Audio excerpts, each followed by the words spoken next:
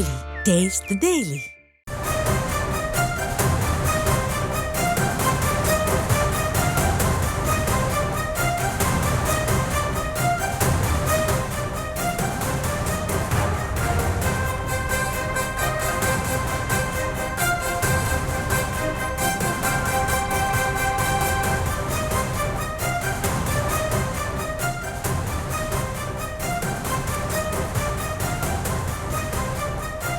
அண்மை செய்தி ஒன்றை பார்த்து வருகிறோம். வேங்கை வயல் குடிநீர் தொட்டியில் மலம் கலந்த விவகாரம் தொடர்பாக காவல்துறை தரப்பில் தகவலானது தெரிவிக்கப்பட்டிருக்கிறது. குடிநீரில் மலம் கலந்தது 2 பேர் என காவல்துறை தெரிவித்திருக்கிறது.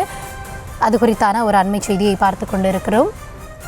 வேங்கை வயலில் குடிநீரில் மலம் கலந்தது 2 பேர் என காவல்துறை தகவல் தெரிவித்திருக்கிறது. முத்துகிருஷ்ணன், சுதர்ஷன் ஆகியோர் இந்த குற்ற செயலில் ஈடுபட்டதாகவும் தமிழக அரசு தரப்பில் தெரிவிக்கப்பட்டிருக்கிறது. சென்னை உயர்நீதிமன்றத்தில் தமிழக அரசு சார்பில் இதுபோன்ற ஒரு தகவலானது தெரிவிக்கப்பட்டிருக்கிறது. அது குறித்த அண்மை செய்தியை நாம் தற்பொழுது பார்த்து வருகிறோம். வேங்கை வயலில் குடிநீரில் மலம் கலந்தது தொடர்பாக 2 பேர் தான் காரணம் என நீதிமன்றத்தில் தகவல் தெரிவிக்கப்பட்டிருக்கிறது. இது குறித்த கூடுதல் விவரங்களோடு இணைகிறார் எம்முடைய செய்தியாளர் மதியழகன். மதியழகன், நீதிமன்றத்தில் தமிழக அரசு தரப்பிலும் காவல்துறை தரப்பிலும் என்ன சொல்லப்பட்டிருக்கு? இந்த வழக்கு குறித்தான விரிவான விவரங்களை பகிர்ந்து கொள்ளலாம். புதுக்கோட்டை மாவட்டம் வேங்கவேல் கிராமத்தில் நீர்த்தேக்க தொட்டியை அசுத்தம் செய்த விவகாரம் தொடர்பாக சிபிஐ விசாரணை கோரி தாக்கல் செய்யப்பட்ட மனுக்கள் இன்று விசாரணைக்கு வந்தன. இந்த வழக்கு ஏற்கனவே விசாரணையின் பொழுது கடந்த 2022ஆம் ஆண்டு டிசம்பர் மாதம் நடந்த சம்பவம் தொடர்பாக சிபிசிஐடி விசாரணை நடத்தி வரக்கூடிய நிலையில் சம்பவம் குறித்து விசாரிக்க சென்னை உயர்நீதிமன்ற ஓய்வு பெற்ற நீதிபதி என் சத்யநாராயணன் தலைமையில் ஒரு நபர் ஆணையத்தை அமைத்து உயர்நீதிமன்றம் உத்தரவிட்டிருந்தது. இந்த நிலையில் நீண்ட நாட்களாக நிலுவையில் இருந்த இந்த வழக்கு தலைமை நீதிபதி KR ஸ்ரீராம், நீதிபதி செந்தில்குமார் ராமூர்த்தி அமர்வில் இன்று விசாரணைக்கு வந்தது.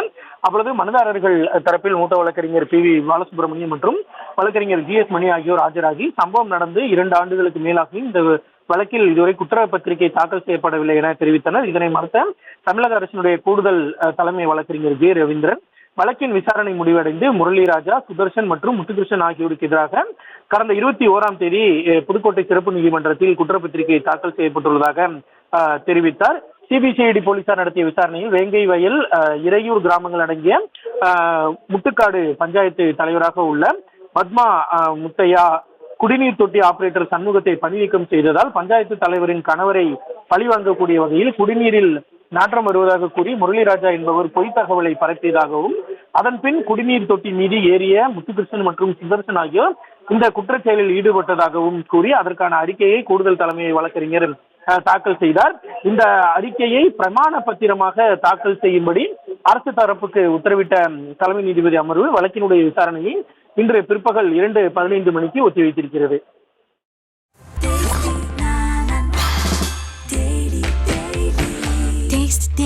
Taste the Daily.